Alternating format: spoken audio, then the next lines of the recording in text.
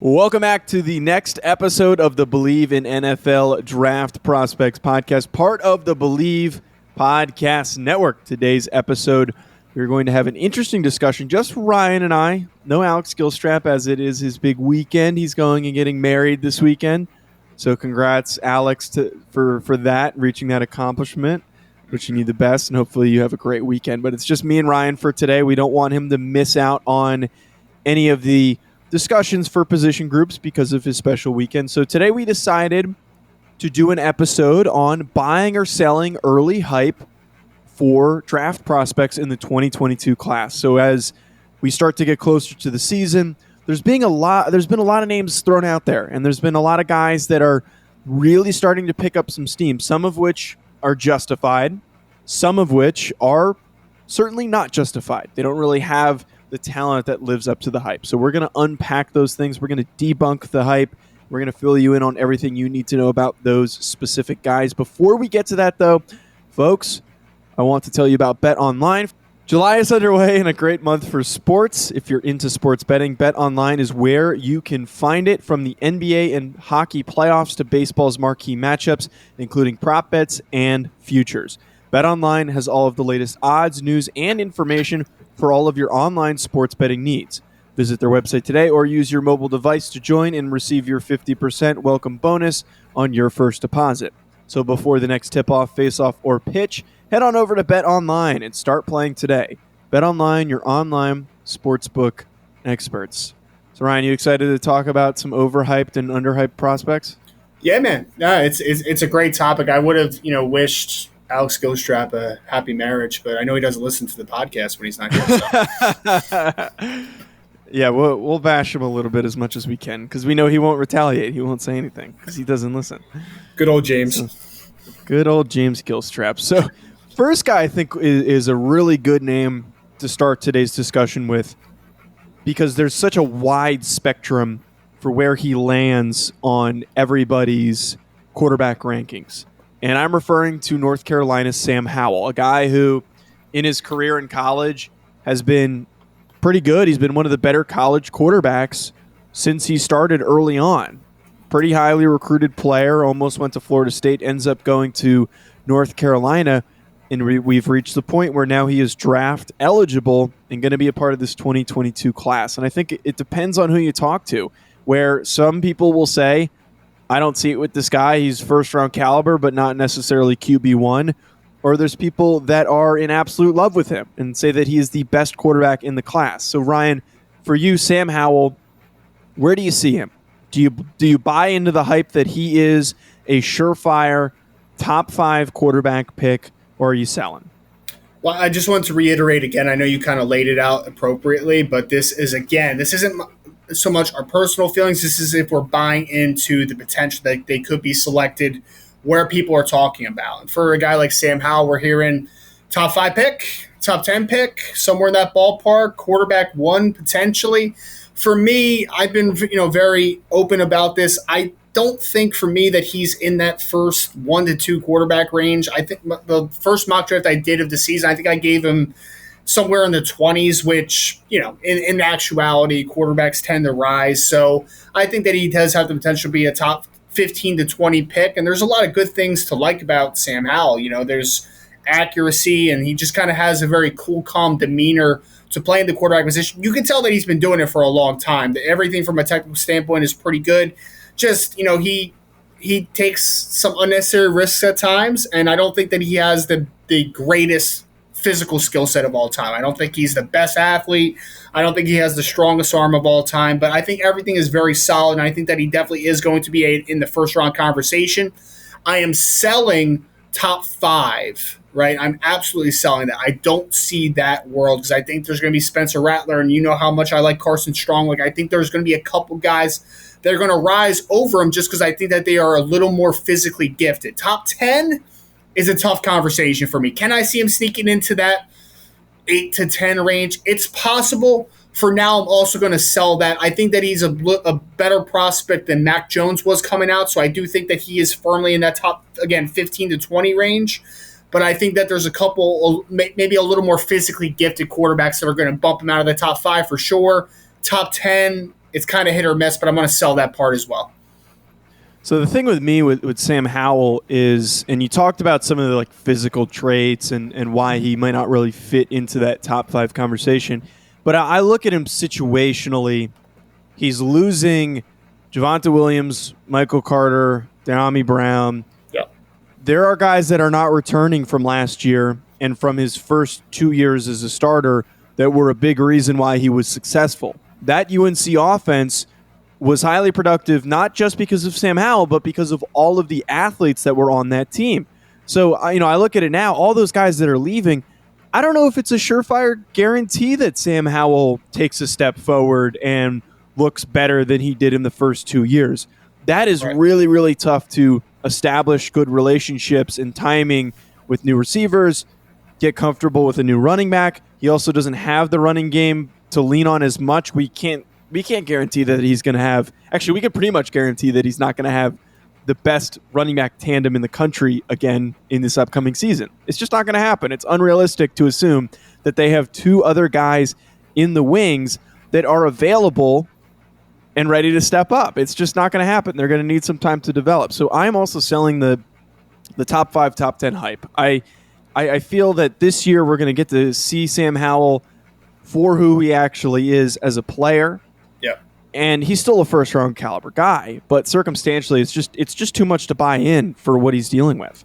Well, and I think also, so not to sell them too short, because there are a couple pretty talented guys coming back. I know Bo Corrales, the wide receiver, who's had some success for North Carolina. They have Ty Chandler, who's transferring in from the University of Tennessee.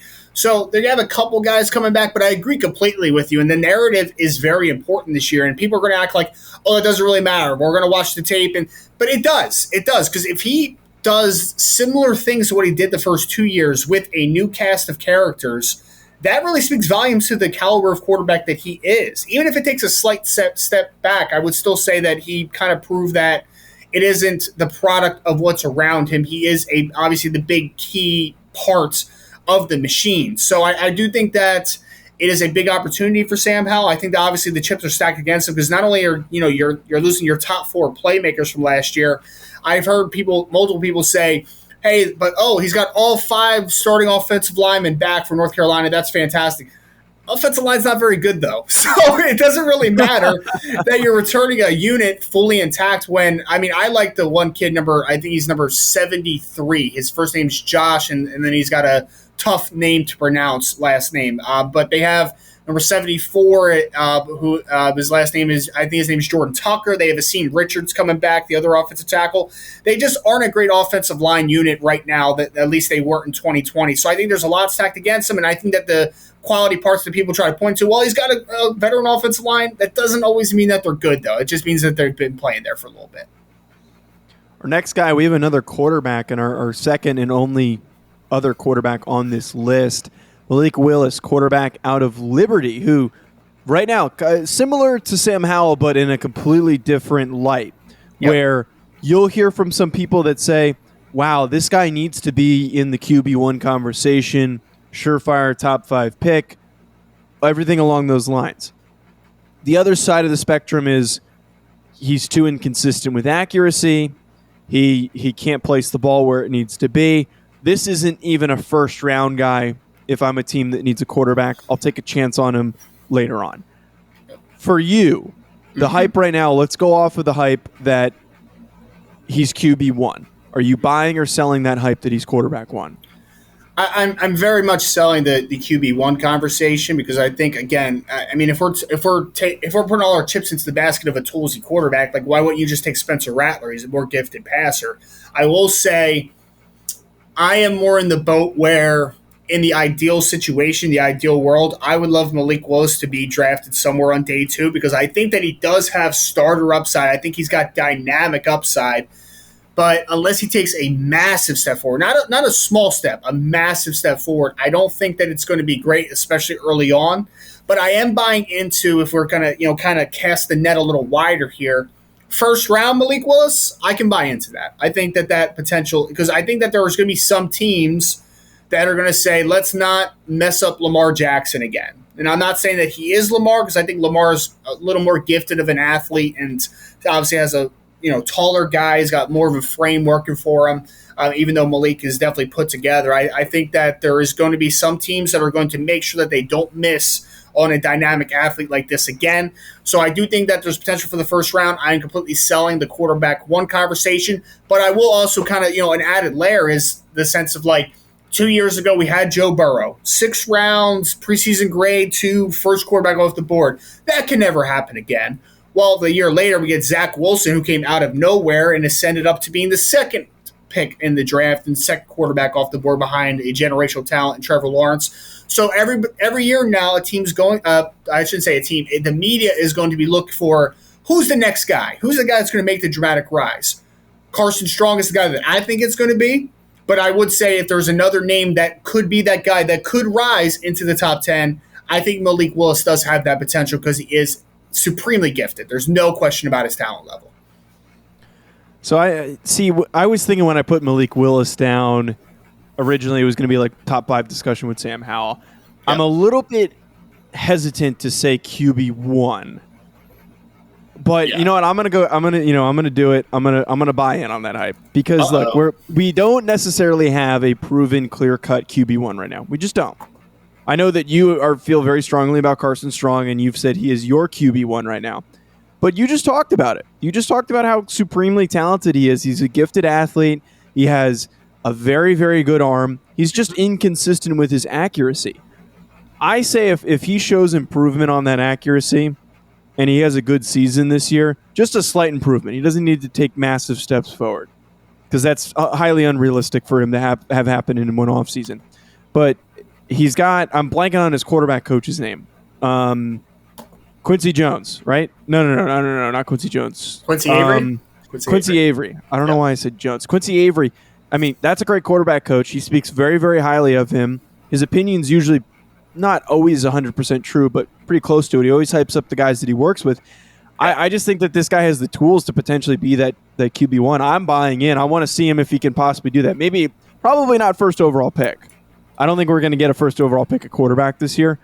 Oh, but I can see if that happens. If it's a couple picks later, he could be the guy. I don't see any reason why not. You don't think that a team's going to draft a quarterback first? What are you saying, Kayvon Thibodeau? What are you getting here? I feel like Kayvon Thibodeau makes more of a case for the first overall pick than any of these quarterbacks. I feel like there's no surefire, clear-cut guy. I think you'd be silly to pass on a guy like Thibodeau for one of those quarterbacks. You disagree? With the first pick in the 2022 NFL Draft, the New York Giants select Kayvon Stop it. Stop it. I mean, in theory, though, we're talking about, quarterbacks always rise. And if a team is drafted first overall, their quarterback position probably sucks. So that's, doesn't happen often where, your first overall pick is set at quarterback. Or maybe they're just young at quarterback and they have promise. Usually, if you're the first overall pick, you're in some dire straits at the quarterback position. That's all I'm saying. All right, fair. It's just a matter of if you're really sold on any of these guys or if you're indifferent and if you'd rather go with an elite defensive player. Do you want to be the team, though, that passes on a potential franchise quarterback? And maybe you don't think one is, and that completely changes the conversation. But if there's any inkling that, let's just use Spencer Rattler as the example, that Spencer Rattler is a potential, franchise level quarterback that can, lead a team to the promised land potentially if everything's right around him. Do you want to be the team that drafts maybe what is the better player now in Kayvon Thibodeau over a franchise quarterback? I don't know if you want to be that team because I feel like you're putting yourself in a position where, man, that's just kind of a tough pill to swallow. It's like the conversation. It's like the conversation with the Broncos this year, right? Like the Broncos drafted Pat Surtain, who is a fantastic football player. But if Drew Lock doesn't develop, that means that you passed on Justin Fields, which is like... It's also... I feel like we're not really going to get to that point, though, where whoever's picking first overall is going to be like 1,000% like, oh, this is the guy. We're not even going to think twice about it. The counter argument is like, why would you pass up on the opportunity to take a guy who appears to be an elite level defensive player? Do you think the Browns regret selecting Myles Garrett first overall? I feel like they don't. Yes, I do. I think they regret it every single day. Okay. All right. So our next guy, speaking of regret, if you happen to miss out on this guy who we've hyped up a ton, Kyle Hamilton, safety out of Notre Dame. He is somebody who, and we were talking before the show, you see on social media, and I think every other day someone posts a different clip of Kyle Hamilton and a different thread of Kyle Hamilton talking up hype and why he's going to be supremely talented in the NFL. The guy has all the measurables, 6'4", length, speed, athleticism, ability to play multiple roles within a defense, everything that you want in a defensive player, but it gets a little confusing because how often do we select a safety in the top 10? So right now it seems like that hype is this is a guaranteed surefire top 10 pick. It seems in any mock draft you read right now, in any conversation you have with a draft analyst, he's one of those mainstays. There's some volatility with some of the other guys, but he is one of the few that is just consistently locked in the top 10. And I feel like our listeners could probably guess the answer to the question I'm about to ask, but are you buying or selling that top 10 hype for Kyle Hamilton? I'm absolutely buying it, and there's a few reasons why. I mean, so yes, you are absolutely correct, and this is why some people are going to sell this. It's because we haven't seen a safety drafted in the top 10 since Jamal Adams, right? Came out of LSU. And you could argue that maybe that wasn't – I mean, Jamal Adams is a good player, but, like, is he honestly – the impact that Jamal Adams has on a defense, is it top 10 worthy impact? I think there's a good debate there because I think that in a coverage perspective, he leaves a little bit to be desired, and it's a passing league, and there's just – that's a deeper conversation that we can have for a different time. Why is Kyle Hamilton worthy of it? For me, the unteachables are obvious to see. 6'4", 220. Like, let's just highlight him as a football player for a second. 6'4", 220, the best athlete on the field for Notre Dame at all times. He's so gifted and so special of a mover that they put him at single high free safety, even though he's not going to play that in the NFL all the time because, again, he's 6'4", 220. He has no business playing on the roof a ton, but he's the best athlete on the field. And whatever role he does well in that role. I'm not saying that he can't play it at all. He can play it at the NFL. It's just I don't think that's going to be his number one role. But when he works from depth, coming up, playing curl flat, playing man in the slot. I mean, we've seen him man up guys like Tutu Atwell, who just went in the second round, Nykeem Johnson, who's a super shifty slot receiver that just transferred from Syracuse, against Amari Rodgers, who was a third-round pick. Like, he is matched up against these really small slot receivers. And then, hey, tight end eraser. He's got the 6'4", he's got the long arms, he's got the length, he's got everything to work against different body types in the slot and man coverage. He can rob in zone. He has good ball skills. He's a sure tackler. I wouldn't call him like the most fierce hitter of all time, but he's 6'4", 220 with an outrageous tackle radius, and he doesn't miss tackles. I keep talking about this. Pro Football Focus tells me that he missed 10 tackles on the year last year. Show me where those missed tackles happen. I still haven't found it, Joe. I've watched like 5 games because honestly, at this point, I've done my Kyle Hamilton prelim. Like that's in the books. I want to see where those missed tackles are. I still can't find them. Where are they, PFF? Shout out to me at Rise and Draft. Send me some clips. So as a football player, this kid's special. And that is the thing that makes me completely buy this take is you ask me who's the best player in this draft. I'm going to tell you it's Kyle Hamilton. And for some people that are going to say, oh, maybe it's Kayvon Thibodeau, that's fine. That's an opinion. I will accept it. But if Kayvon Thibodeau is not the best player in this draft, I mean, if Kayvon Thibodeau is the best player in this draft, then Kyle Hamilton's second. This kid is blue chip. We talk about generational. We throw out the generational label. If there's any player in this draft that is truly a generational football player, I don't think it's Kayvon Thibodeau because we've seen guys like Myles Garrett and Joey Bosa and Nick Bosa and Chase Young and all these ridiculous athletes playing on the edge over the last few years. But you know who is potentially generational? It's Kyle Hamilton, 6'4", 220. When you try to find comps for him, you have to go back like 20 years. You have to go back to guys like Kenny Easley and Steve Atwater because they just don't make guys this size. Sean Taylor, like they don't make these guys very often. I think he's rare. I think he's the best football player in the draft. And even though safety isn't usually valued in the top 10, he's the best football player in the draft. And I think that top 10 is the 10th overall selection for me is the floor. This type of football player has to go that high because he's the only player in this draft, in my opinion, that is rare and that could be a generational prospect. Kyle Hamilton has to be top 10. Has to be. Right. That's the debate I think you now have to put yourself into when you're considering this, like you said. do you value a safety that highly, and why is it worth valuing a safety in the top 10? Because, frankly, a lot of teams are moving away from that. There's a reason why, and the talent hasn't really been there at the safety position, but there's a reason why we see less and less teams investing high draft picks in safeties. But Kyle Hamilton, I don't think necessarily you can pigeonhole and just say this guy's a safety. The guy is a defensive weapon. He is an elite athlete. If you don't want him to play safety, I'm sure you could find a more creative role for him, but as you know, his parents did get upset on social media when I even mentioned call him a linebacker. Call him a second level defender, okay? He's not a linebacker. Strictly the linebacker word. He's just an athlete. Fantastic, multi-dimensional athlete that is physically gifted, not only in terms of size, but in terms of explosiveness and speed and all of the measurables that you want. He's probably going to test some stupid numbers at the combine. There's no reason why this guy shouldn't be top 10. I'm buying that hype. I think the only thing that might kill him is like what we've seen from time to time with elite athletes like this, like Isaiah Simmons is a really good example. Micah Parsons is a really good example. And I understand that they were linebackers. Isaiah Simmons was originally a safety before they moved him to linebacker. For some reason, NFL teams overthink guys like this, and they decide to let him slide out of the top 10, and whichever team does that will regret it the most. Yep, I agree. And I think that whether you're planning on using him on the second level or the third level, he's dynamic in either role that you're going to play. He can blitz off the slot. Like, this guy is just – he's one of those players where you start to nitpick the good plays he makes because you just can't find weaknesses in his game. Don't overthink this, man. 6'4", 220, rare. That's what Kyle Hamilton is. Top 10, easy money.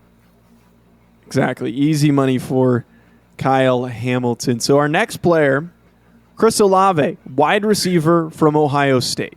Yep. And this wide receiver class this year is not like the previous two. We had two historic cycles over the last 2 years where there were multiple guys worthy of a first-round pick and multiple names that came into the conversation for being wide receiver one. This year, not the case. We don't have guys like that. It's a little bit more of a debate, similar to the quarterback situation where we don't really know who wide receiver one is. But what we do have is some pretty physically gifted athletes. You know, Treylon Burks from Arkansas, George Pickens from Georgia, and then Garrett Williams, Ohio State receiver, who's a teammate of Chris Olave's. Yet, despite these guys being clearly more physically dominant, having very quality statistical numbers that they've racked up, Olave, this is actually like one of the few ones where there's not really a lot of volatility. I feel like there's a lot of people that just straight up just jump to Chris Olave, wide receiver one. Sometimes it's Garrett Williams, but it's been consistently, from what I keep seeing, is Olave, wide receiver one. And I honestly question how much film they've watched on Olave and how much film they've watched on these other guys to consider it that. But are you buying or selling the wide receiver one hype for Chris Olave? Before we get there, I just want to say, you said Garrett Williams by accident instead of Wilson. I just want to throw that out there. Damn it. Well, no. So shout out to us because we interviewed so many great people. We interviewed Garrett Williams, the cornerback out of Syracuse. So shout out to Believe in NFL Draft Prospect Podcast. Check out many names to keep track of. Yeah, there's check a out lot that of interview. names, and it's very close. Garrett Williams, Garrett Wilson. It's very close. Am I buying or selling him as the wide receiver one? Absolutely selling. I mean, we talked about this in our show. Like, I'm a little lower than Olave. I will admit that. I think that he's a good receiver, solid, good route runner, solid. I should say good deep speed. Like, there's just a very clean projection to him. I think he is at worst an adequate number 2 receiver, which is great. That's a good floor to have. Garrett Wilson, his teammate, for me, is the better Ohio State receiver. Like, we're just talking about, right on his team. I would take Garrett Wilson before him. I think a lot of the NFL would also. I do think that some of the part of the NFL would also take Chris Olave. So I'm not going to say that it is slam dunk like everyone loves Garrett Wilson over Chris Olave. I'm not saying that because I think that there are some teams that are probably going to prefer Chris Olave because of the technical aspects of his game. But then you throw in guys like Treylon Burks, like you just said, who is that height, weight, speed freak that could be the big riser. So I am selling Chris Olave as wide receiver one. I think that he does have an opportunity to sneak into the first round. I think he's a late first, early second round. Like, that's kind of his bubble. I think that he's pretty solidly in that bubble as well, barring a catastrophically bad season.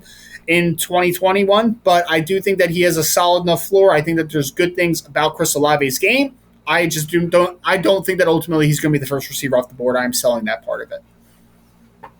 Yeah, I'm in agreement with you here. You probably could have guessed that, folks, from the way that I led into that. Yep. Of course, a guy like Chris Olave, his statistics are going to make it seem like he is dominant. But, you always have to consider context when we're talking about players, and just separate from just a scouting measure, just players in general. When we're talking about college football players, you have to consider the fact that Ohio State throws the ball very efficiently and effectively. They had one of the best quarterbacks in the country last year in Justin Fields. So for him to rack up multiple 100-yard games, that doesn't surprise me. I feel like if you're one of the top 3 receivers in that rotation and you're on the field as much as he was, you should be putting up those kinds of numbers. I'm not trying to knock what he did in terms of his production. It's fantastic. He's going to be a highly drafted receiver. I'm sure he'll have a good career in the NFL, but are we really that sold on him being so far and ahead more dominant than the other guys that are in the conversation? I just don't think it's really the case. I think you can make just as many cases for these other guys who are a bit more physically gifted. Like Treylon Burks, the build that he has, that I would be more willing to buy into than what Chris Olave at 6'1" and barely 190 pounds. Yeah, and the tough part about Olave too is I feel like last year if he would have came out, he would have been in the same bucket. Could have snuck into the first round, probably more early second round type of caliber wide receiver. But I think that's just kind of the ceiling for him, though, because he's not a guy that – would you stop laughing at me, man? So you really just tried to say that Chris Olave could have slept his way into – just continue. Okay, I'm sorry. That was one of the best gaffes I think we've had on this show, because it's just total brain fart. It's 7 o'clock your time. You've been moving shit in your shed all day. So, I get it. Totally understand it. It's a hot day in New Jersey, okay? It's a hot day. Worst slip that you possibly could have had because of what that implies Chris Olave would have had to do to get into the first round. Sorry, I'm a child. I'm 23 years old, former college football player. These are the things I think about. Continue. Okay. So what I was trying to say was the floor versus ceiling comparison, Treylon Burks. Right now, Treylon Burks, for me, again, is in that same bubble. I would say late first, early second round is where Treylon Burks, that's kind of his sweet spot. Why he could rise to being a mid-first round pick, maybe into top 10, probably not. More than likely, probably top 20 is what I think his ceiling is because, like you just said, he's 6'3", 225, 230, and fast. And that is a profile for me. He has not hit his best football. Chris Olave, I feel like, has just been the same guy, and he's been a good player. And there's no doubt about it. He's been a very good and productive receiver from Ohio State for a couple of years now. But are you telling me that Chris Olave is going to be so much better than he was last year? I don't think so, because the technical side is already good, and I think that physically he's kind of where he's going to be. He's not a guy that is physically well put together. He doesn't have a frame that's going to be able to carry a ton more weight. I think he is what he is, and what he is a good football player. But I think when you're comparing it to a couple of these other guys that have the ability to rise, I think that there are potential risers in this wide receiver room, and I don't see Chris Olave with the same type of effect on this class.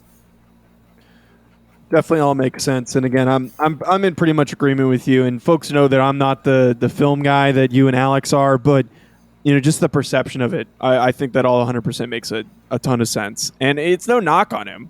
He's probably going to get drafted highly. He'll probably have an impact in the NFL. It's just you have to consider the circumstance of should he be the clear-cut wide receiver 1.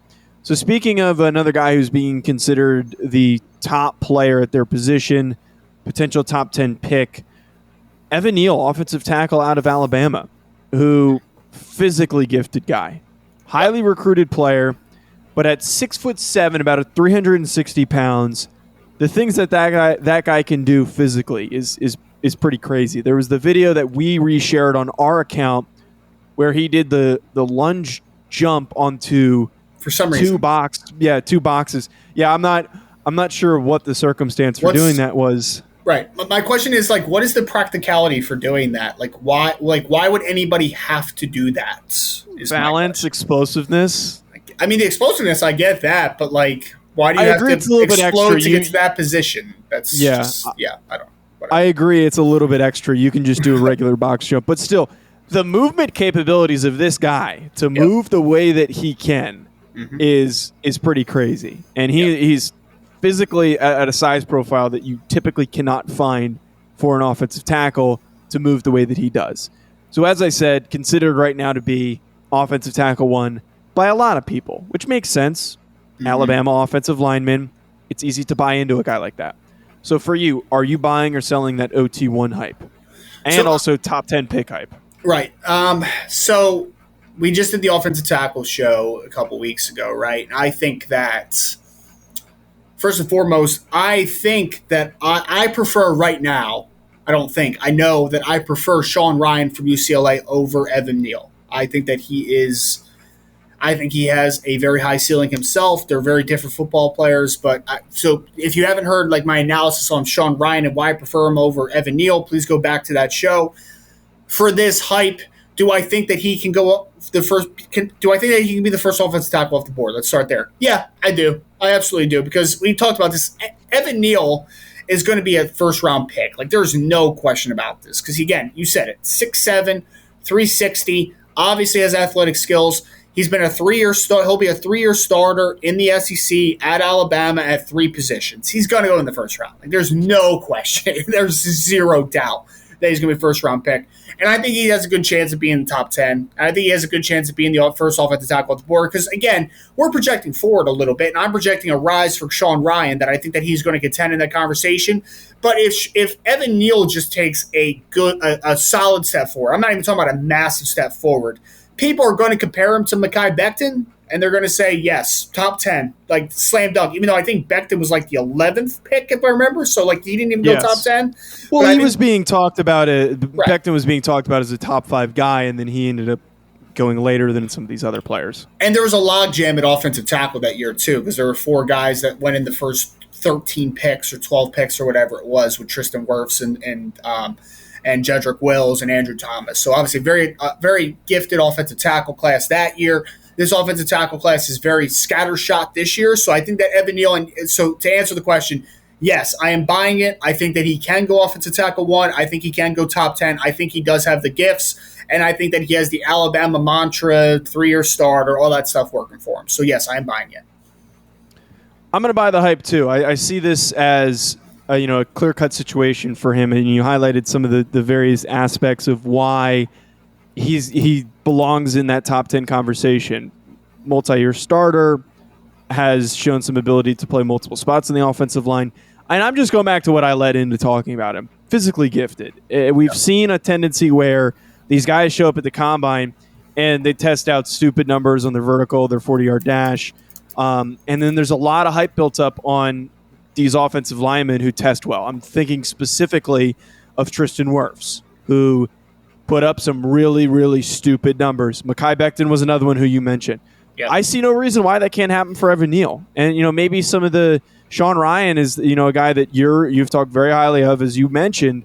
Maybe he doesn't test as well as Evan Neal does, and just based on the testing alone, teams just buy into Evan Neal a little bit more, even if Ryan might be a better prospect. What do you think that Ryan will test better than him? Dude, well, relative to size, maybe not, because, again, one guy's 360, the other guy's 6'5", 320. So, there's a much different size profile. So, when we're talking about the relative athletic score, shout out Ketley Platt, maybe his relative athletic score will be higher, but Sean Ryan's a freak. There's no doubt in my mind that dude is going to test out of this world, my friend. He should be playing on the Monstars in Space Jam. He's that. All right, let's wrap up with one more guy, Ryan. And I'm going to go with, I know we have a few guys on this list left, but I want to go with somebody who you seemed a bit miffed on why he was being considered to be as talked about as highly as he is right now. So we're going to go with, to wrap up, Ahmad Sauce Gardner, cornerback out of Cincinnati. Right now, it seems like he's getting some first-round buzz. Some people are discussing him as a potential first-round prospect, which is interesting to say the least. We've got Derek Stingley. We've got Andrew Booth. Those are 2 guys that are highly likely going to end up in the first round. But do we really think that Ahmad Gardner works into the conversation as well? I don't know if that's really the case. And some of that hype comes from, and I just had it up, but I can't find it. Where is it? Oh, no, never mind. I thought PFF had him graded highly. I misread something, but regardless, I think they do. Apparently, he hasn't given up a touchdown according to PFF in the last 2 years or something. Here's what I thought I saw. It says finished as PFF's college number 6 overall corner. Is what it says. Gotcha. Which is pretty high praise for a defensive back. That's amongst everybody last year. Yep. So, are you buying or selling that first round hype? I'm buying. I'm opposite. I'm selling the first round hype. I'm struggling a little bit with Sauce, to be honest. I mean, fantastic name, dude. Sauce Gardner. Like, I mean, that's a first round name. There's no doubt about it. So he's been a very good player for Cincinnati over the last 2 years. You mentioned the PFF grade.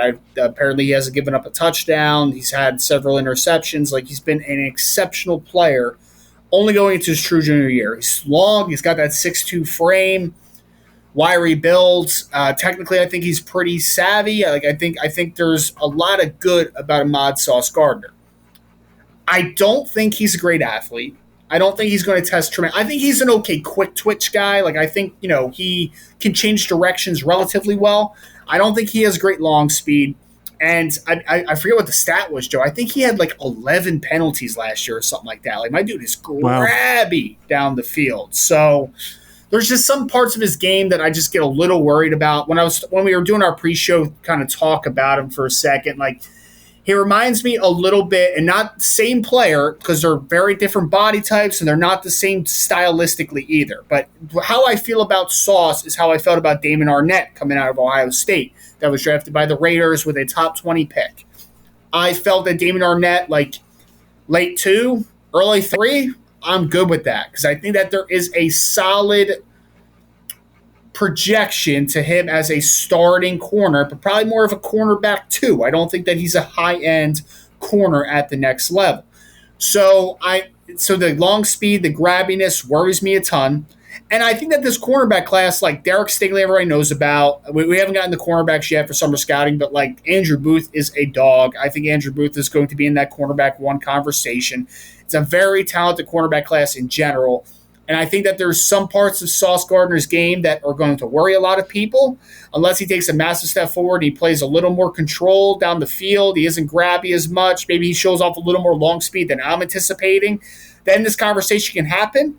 But right now I am completely selling first round. I think he's much more a day 2 corner than he is a first round caliber player right now. I'm not as familiar with Ahmad Gardner, I think, as you are, Ryan.